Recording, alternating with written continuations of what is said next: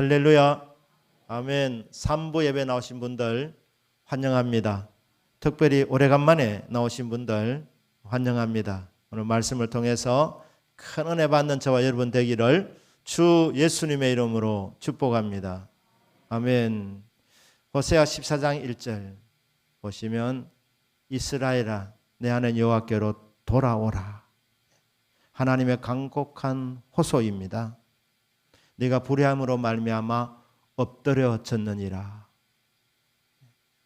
인생이 범죄한 이후에 죄라는 돌부리에 걸려서 넘어져 있는 상태입니다. 넘어졌으면 바로 일어나면 될 텐데 넘어져 있는 그 비참한 상태에 탈피하려고 하지도 않습니다. 그냥 넘어져 있습니다. 엎드려져 있습니다. 범죄한 이후에 인생은 하나님의 용서와 하나님의 도움이 필요한 인생이 되어버렸습니다. 하나님께서 이 범죄한 인생, 죄로 인해서 엎드려져 있는 인생을 위해서 성소를 만들어 주십니다. 성전을 만들어 주십니다. 성전에서 무엇을 하는 것입니까? 희생 제사를 드려서 죄 지은 인생이 죄 용서받도록 하려고 한 것입니다. 죄의 삭은 사망입니다. 사람은 죄 때문에 죽습니다. 하나님이 죄인들을 사랑하셔서 너희들 죄값을 치르라 하면서 죽으라고 말씀하지 않고 짐승들이 대신 죽게 하신 겁니다. 짐승들이 대신 피를 흘리고 그 피를 시온자라 그래서 지성소 안에 은혜가 시행되는 그 보좌에 피를 뿌리게 될 때 하나님이 그 뿌린 피를 보고 이스라엘 백성의 그 모든 죄를 다 용서해 주시는 겁니다. 용서해 주시려고 회복시켜 주시려고 성소를 만들라고 하신 것입니다. 성전을 만들게 하셨습니다. 목적은 희생 제사를 드리도록 하는 것이었습니다. 그런데 이 희생 제사는 한계가 있었습니다. 효력이 길면 1년입니다. 희생 제사를 드리면서 주여 이런 죄를 지었습니다. 용서해 주십시오. 이렇게 회개를 하게 될 때에 그 뿌린 피로 말미암아 그 피의 공로로 인하여서 죄가 덮여지고 용서를 받습니다. 대속죄일 7월 10일에 대속죄일에 이 희생제사를 드릴 때 그때 용서받고 그 효력이 일주일 갈 수도 있고 한 달 갈 수도 있는데 가장 길면 1년 갑니다. 그런데 그 다음 해에는 다시 희생제사를 드려야 했습니다. 왜냐하면 또 죄가 생각나기 때문에 또 죄를 짓기 때문에 그래서 해마다 대속죄일에 희생제사를 드려야 했습니다. 근데 하나님께서 놀라운 말씀하고 계십니다. 2절에 보니까 너는 말씀을 가지고 여호와께로 돌아와서 이 희생 제물을 갖고 오라는 것이 아니라 말씀을 가지고 오라는 것입니다.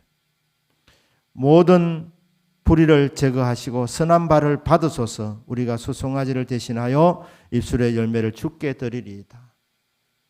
하나님이 성전을 주신 목적은 하나님께 희생 제사를 드려서 용서받도록 하기 위해서였습니다. 건물마다 다 목적이 있습니다. 세워진 목적이 있습니다. 식당은 밥 먹는 집입니다. 학교는 배우는 곳입니다. 카페는 커피 마시면서 교제하는 곳입니다. 공항은 비행기 타는 곳입니다. 경상말로 비행기 그러지 않습니까? 비행기 타러 가는 곳입니다. 저의 아내에게 제가 언제 한번 프로포즈를 해야 되겠다 이런 생각이 같은 교회 자랐는데 프로포즈를 해야 되겠다 생각하는데 성사는 제가 생각할 때 반반이었습니다. 왜냐하면 이게 사모의 길이 쉬운 일이 아니기 때문에 그래서 작전을 짰습니다. 그래서 밥을 사주겠다 하니까 따라오더라고요. 그래서 식당에 가서 밥을 먹으면서 호시탐탐 기회를 노리고 있는데 문제는 밥이 안 넘어가는 거예요. 떨려서. 처음 해보는 일이라 이게 떨린 겁니다.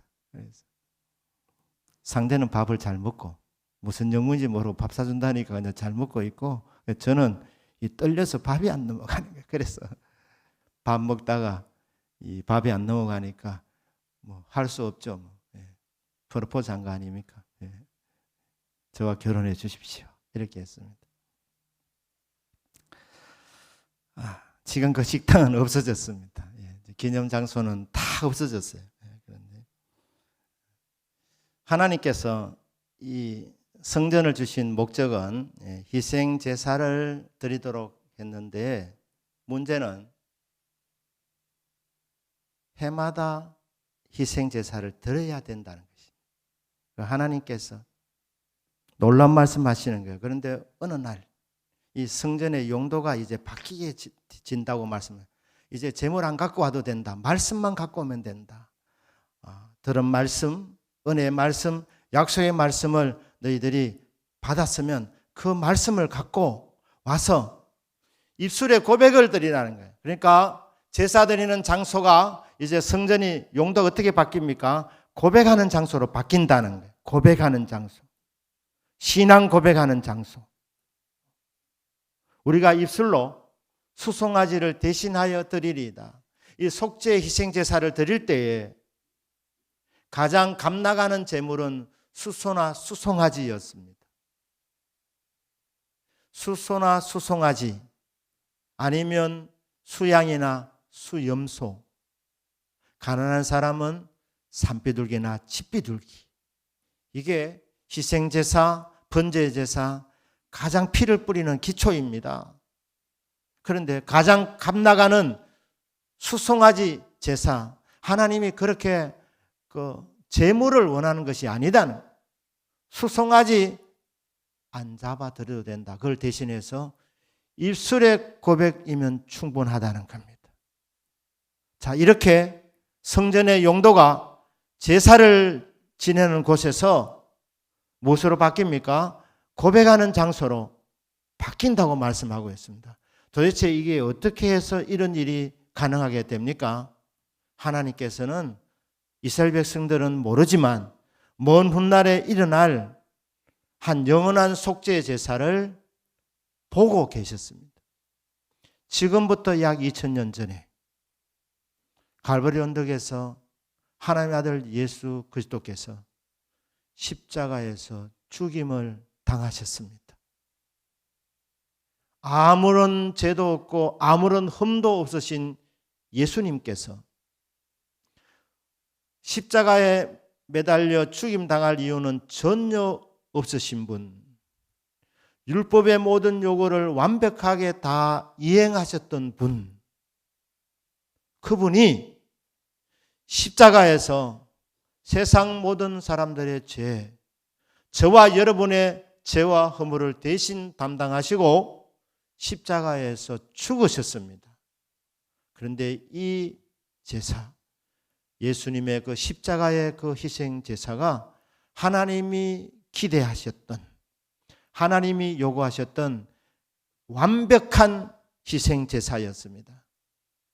하나님이 받으시고 그 이후로는 다시는 희생 제사가 필요 없게 되었습니다. 인류를 구원하시기 원해서 하나님께서 예수 그리스도께서 대속의 죽음을 죽으실 것을 주님 하나님 이미 아시고 이것이 영원한 속죄를 이룰 것을 아셨기 때문에 말씀을 가지고 입술의 고백으로 수송아지를 대신하면 된다. 이 신앙 고백, 이거 하나면 충분하다는 것입니다. 그런데 지금도 이스라엘 백성들은 성전에서 희생제사를 드리고 있습니다.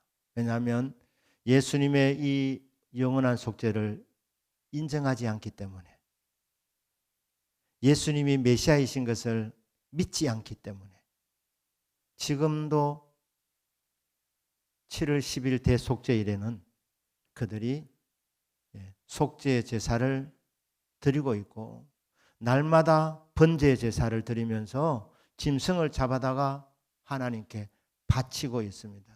정말 미련하고 고집스러운 인생들입니다. 하나님이 다 방법을 다 미리 말씀해 놓았는데 말씀 갖고 와서 신앙 고백만 하면 된다, 이술의 고백이면 충분하다, 그렇게 말씀함에도 불구하고 저들은 끝까지 이 말씀을 불순종하고 지금도 제사를 지내고 있습니다. 하나님께서 안 되니까 하나님께서 희생 제사가 드려지지 않고 신앙 고백, 일술의 고백이 드려질 수 있는 곳으로 세워주신 데가 바로 교회임을 믿으시기를 주님의 이름으로 축복합니다. 성전이 아니라 교회. 왜? 이스라엘 백성들이 지금도 고집스럽게 제사만 드리고 있으니까. 입술로 수송아지를 대신한다고 이렇게 말씀함에도 불구하고 예수님을 안 믿기 때문에, 예수님을 거절하기 때문에, 예수님의 그 십자가 그 희생을 받아들이지 않기 때문에 성전에서 지금도 쓸데없는 희생제사만 드리고 있는 것입니다. 근데 저와 여러분은 하나님이 세우신 이 교회에서 신앙 고백하면 충분할 줄로 믿습니다. 말씀 듣고 말씀 가지고 하나님 앞에 나아가서 신앙 고백하면 그러면 하나님이 기쁘게 받아주십니다. 왜냐하면 희생제사는 이미 예수 그리스도께서 2000년 전에 십자가에서 이미 드리셨기 때문에 더 이상 속죄의 제사는 드릴 필요가 없게 된 것입니다.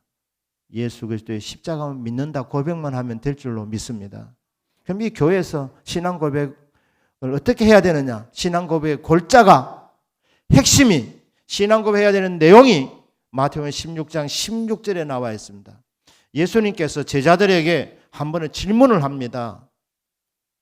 사람들이 나보고 뭐라고 하더냐? 질문을 하니까 보고가 올라갑니다.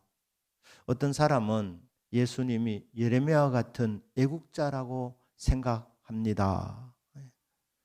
눈물의 선지자, 예루살렘아 예루살렘아, 예수님을 바라보면서 애통하며 오시던 예수님 모습을 보면서 사람들이 저분은 예레미야 같은 애국자구나 이렇게 평가하는 거예요. 어떤 사람은 예수님은 엘리야와 같은 불의 선지자, 능력의 종이라 이렇게 말합니다. 예수님이 너희들은 나를 누구라고 하느냐? 제자들에게 묻습니다. 그때 베드로가 대표격으로 마태복음 16장 16절에 베드로가 대답하여 이르되, 예수님 질문에 대한 대답입니다. 뭐라고 고백합니까? 주는 그리스도시요 살아계신 하나님의 아들이시니이다. 이게 신앙 고백의 골자입니다. 예수님은 주님이십니다. 저와 여러분의 삶의 주인은 저와 여러분이 아니라 예수님이십니다. 예수님은 우리를 만드신 분입니다. 만물을 창조하신 만물의 주인이십니다. 우리의 삶은 우리의 것이 아닙니다. 하나님이 선물로 주신 것이기 때문에 주님이 주인 되신 것을 우리는 인정해야 됩니다. 이 당시에 주인 행세하는 사람이 있었는데 로마 황제였습니다. 로마 황제는 진짜 주인이 아닙니다. 가짜입니다. 베드로는 고백합니다. 시저가 주가 아니라 예수님이 주인이십니다. 예수님이 주님이십니다. 예수님이 왕이십니다. 저와 여러분의 입술에서 끊임없이 예수님이 왕이시라는, 예수님이 주님이시라는 고백이 있어지기를 주 예수님의 이름으로 축복합니다. 주님이 주인이시니까 우리는 종에 불과합니다. 사업으로 이렇게 설명한다면 주님이 사장님이시고 우리는 종업원입니다. 종업원은 주인이 경영하는 대로 그냥 순종하면 됩니다. 사업이 잘 되니 안 되니 걱정하고 염려하는 거 그건 월권입니다. 주인이 알아서 하는 겁니다. 내 인생, 내가 주인이라고 생각하고 주인 행세를 하면 대가가 지불되는데 그게 뭐냐면 염려와 근심입니다. 내가 주인이라고 생각하고 삶을 이끌어 가려고 하면 잘 안 됩니다. 염려와 근심에 사로잡히게 되는 겁니다. 여러분은 예수님을 주인으로 모시고 우리는 종으로 그렇게 늘 순종하는 은혜가 있기를 주님의 이름으로 축복합니다. 아멘. 그 다음 뭐라고 합니까? 주는 그리스도시라고. 그리스도. 그리스어입니다. 헬라어입니다. 히브리어로는 메시아. 그러니까 크리스토스 메시아 같은 말인데 기름 부음 받은 자. 그러니까 그리스도는 원래 이름이 아닙니다. 그러니까 그리스도라고 할 때는 꼭 붙여야 됩니다. 예수 그리스도. 그러니까 주 예수. 예수 그리스도. 예수의 이름의 뜻이 뭡니까? 마태복음 1장 21절에 아들을 낳으니 그 이름을 예수라 하라. 이는 그가 자기 백성을 그들의 죄에서 구원할 자이심이라. 예수라는 이름의 뜻은 구원자라는 뜻입니다. 예수님 당신은 주님이시고 예수님 당신은 예수 그리스도 구원을 위해서 기름 부음 받으신 분입니다. 그러니까 그리스도는 직분을 가리키는 겁니다. 직임을 가리키는 겁니다.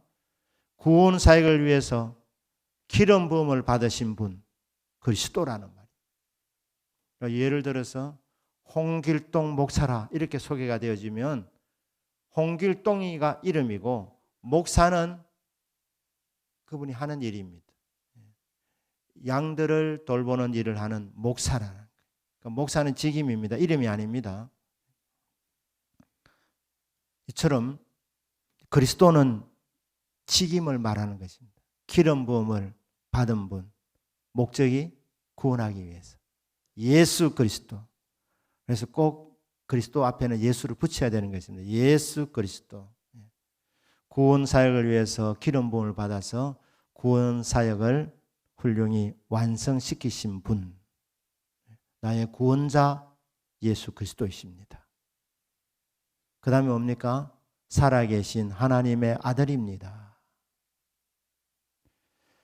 한 번은 예수님께서 청중들 앞에서 거기는 제사장들과 바리새인들, 종교 지도자들도 많이 있었습니다. 그때 이렇게 말했습니다. 내 아버지께서 일하니 나도 일한다. 하나님 아버지께서 일하니 나도 일한다 하면서 하나님 아버지라고 말할 때에 이 바리새인들이 종교 지도자들이 돌을 들어 치려고 했습니다. 왜냐하면 그 말의 의미를 알았기 때문입니다. 참남하다, 신성모독이다 하면서 돌을 들어 치려고 했습니다.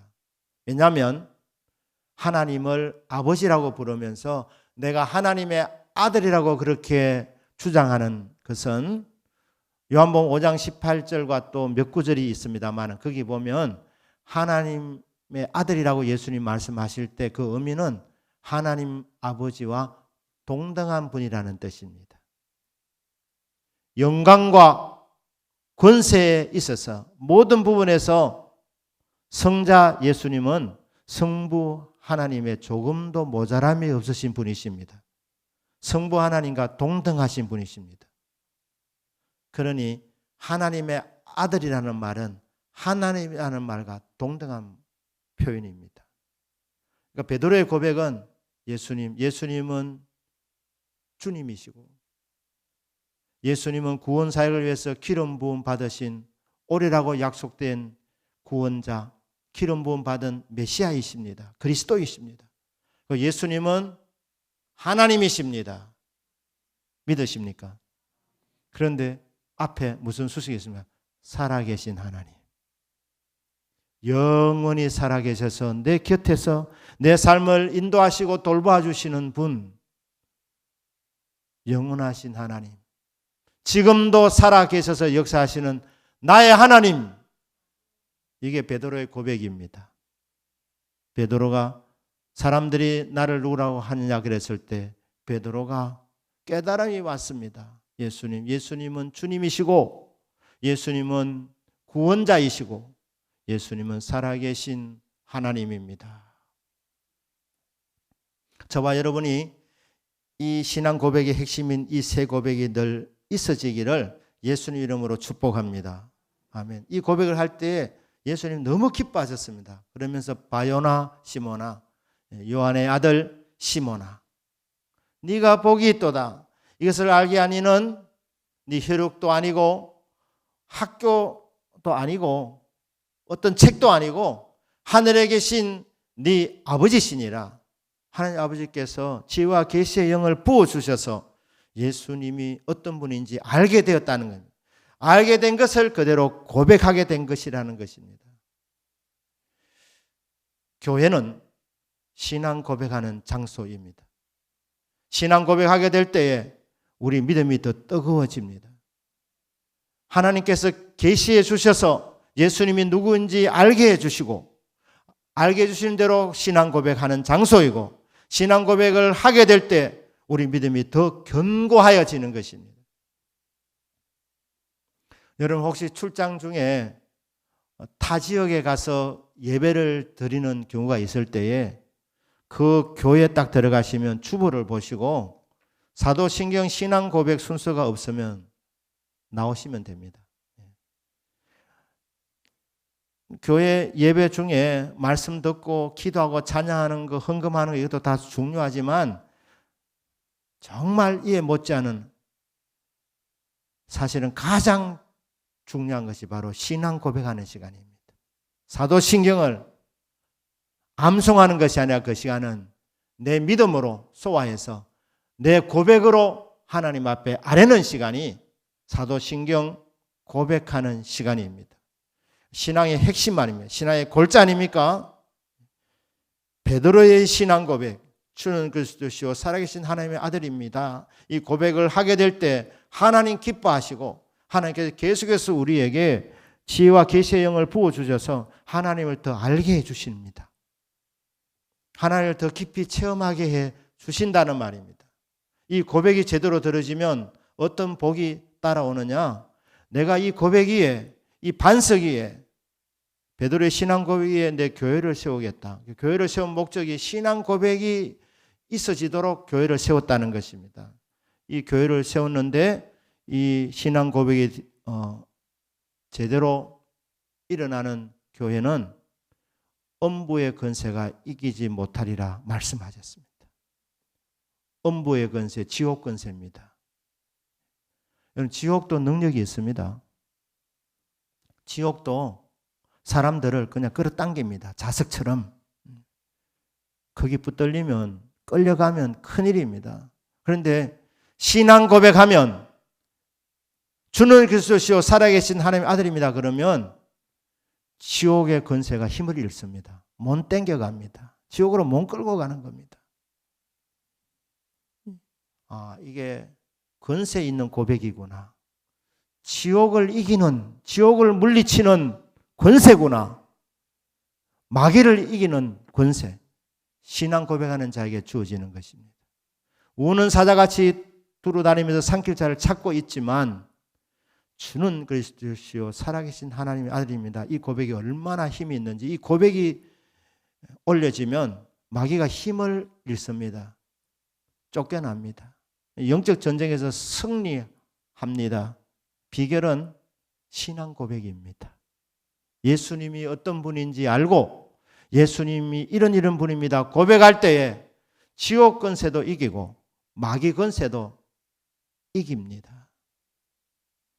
우리 읽지 않았지만 19절에는 뭐라고 나와 있습니까? 내가 신앙 고백하는 너에게, 신앙 고백하는 교회 공동체에 천국 열쇠를 주리니 네가 땅에서 매면 하늘에서도 매일 것이요 네가 땅에서 풀면 하늘에서도 풀리리라. 놀라운 열쇠, 신앙 고백하는 자에게 주어집니다. 이 열쇠는 세상의 어떤 것과 다르기 때문에 그래서 천국 열쇠라고 하는 것입니다. 예수님이 맡겨주신 이 열쇠, 이 열쇠는 열리지 않는 문이 없습니다. 그리고 이 열쇠는 한번 닫으면 다른 것 가지고는 절대로 열리지 않습니다. 묶고 푸는 권세가 신앙 고백하는 자들에게 주어진다는 것입니다. 만능 열쇠입니다. 마스터 키입니다. 무슨 문이든 열립니다.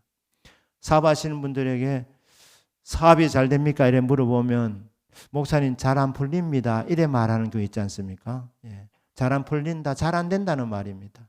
그런데 신앙 고백 제대로 할 때 하나님께서 권세를 주시는데 열쇠를 주시는 겁니다. 그 열쇠를 갖고 여러분 열면 도저히 열리지 않는 문이 열려지게 됩니다. 풀리지 않는 게 풀려집니다.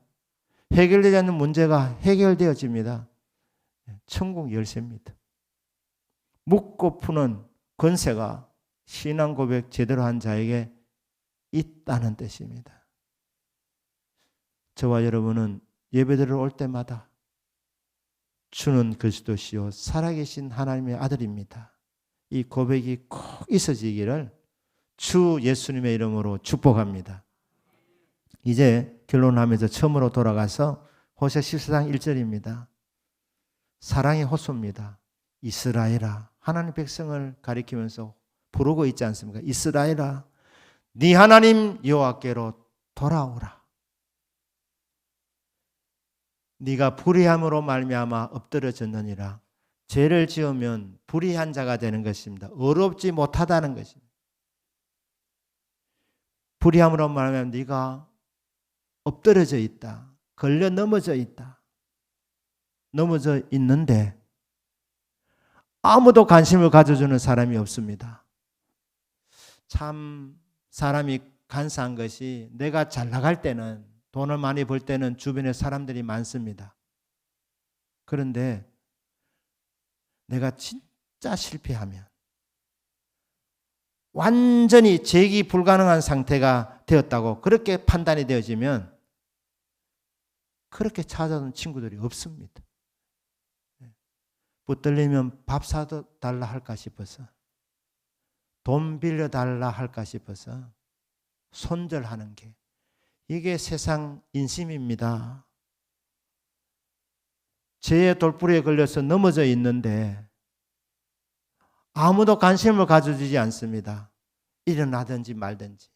그리고 본인도 의욕이 없습니다. 그냥 누워 있는 거예요. 엎드려져 있는 거예요. 넘어졌으면 일어날 생각하지 않고 하나님 찾아오실까 오히려 겁을 내고 찾아오시면 어디로 도망갈까 그런 궁리만 하고 주저앉아 있는 인생, 비참한 인생 아닙니까? 외롭고 고독한 인생 아닙니까? 엎드러져 있는 이 상태. 근데 하나님이 불쌍히 여기시고 다가오시는 거예요. 아무도 관심 가져주지 않는 쓸모없는 인생, 실패한 인생, 저 인생은 이제 끝났다. 재기가 불가능하다. 그렇게 판단하고 아무도 관심 가지지 않을 때 하나님이 찾아오셔서 말씀해 주십니다. 어디 다친 데는 없느냐? 힘들지, 아프지. 그래서 말씀합니다. 사랑하는 자야, 네가 이렇게 주저앉아 있는 것이 내가 너무 마음이 아프다. 사랑하는 자야, 일어나라. 함께 가자. 어디로 가자고 합니까? 아버지 집입니다. 신앙 고백을 하는 장소, 사랑의 고백을 하는 장소, 그 장소 교회로 하나님 아버지께서 기다리고 계신다. 네가 무슨 말을 하든지 다 들을 준비를 하고 네가 오면 줄 모든 것들을 다 준비해 놓으시고 기다리고 계신 아버지께로 사랑하는 자야, 주저앉아 있지 말고 일어나서 함께 가자. 예수님이 이렇게 다가오셔서 말씀하시고 아버지 집으로 신앙 고백하는 곳으로 가자고 이렇게 불러주실 때에 여러분 도망가지 말고 그 음성에 순종해서 아버지 집에 나와서 신앙 고백하는 자에게 복이 있음을 믿습니다. 오늘 나오신 분들, 간만에 나오신 분들도 정말 잘 나오셨습니다. 한번 이렇게 발걸음하셨으면 이제 이것이 계기가 되어서 앞으로 이제 주일마다 계속 나오셔서 이곳에서 주님과 뜨거운 사랑의 고백을 주고받는 은혜가 있기를 축복합니다. 신앙 고백을 하는 복을 받으시기를 주 예수님 이름으로 축복합니다. 우리 홈커밍 잔치 세 번째 주일인데 아직도 집에서 동영상으로 예배 드리시는 분이 계시면 다음 주에는 그 집에서 일어나셔서 교회로 다 나올 수 있기를 주님 이름으로 축복합니다. 예배를 안 드리시는 분들은 성령께서 강권적으로 역사하셔서 그 심령에 이 시간 찾아가셔서 성령으로 말씀 주셔서 다음 주에는 보이지 않는 분들이 다 교회에 함께 와서 주는 그리스도시요 살아계신 하나님의 아들입니다. 그렇게 고백이 되어지는 복이 있으시기를 주 예수님의 이름으로 축복합니다. 아멘. 기도하십시다.